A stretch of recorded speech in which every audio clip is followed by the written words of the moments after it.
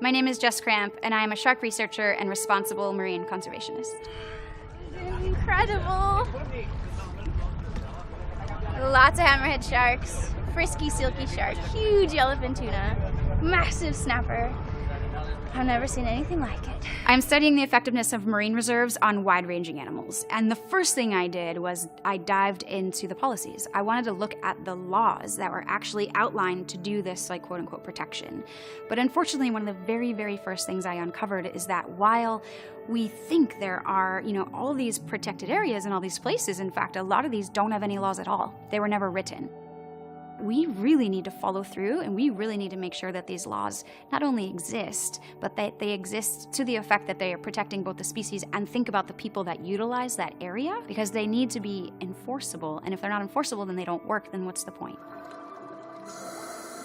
To me, what's key about creating impactful policies in ocean conservation is actually, first, understanding why you're creating the policy. Are we creating it for a political win, or are we creating it because a species or area actually needs protection? I like to refer to that as responsible conservation. So I feel like as conservationists, we need to be more responsible about the policies that we do create.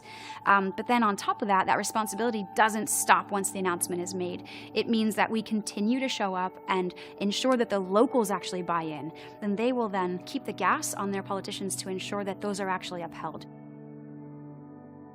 It's awesome when we go out and we make these commitments to save a species, but if there's no backbone there, then it's really kind of useless, right? And that backbone mattered to me, and whether or not, the numbers of sharks or the numbers of fish that we said we were protecting, if they weren't being protected, then I felt like a fraud.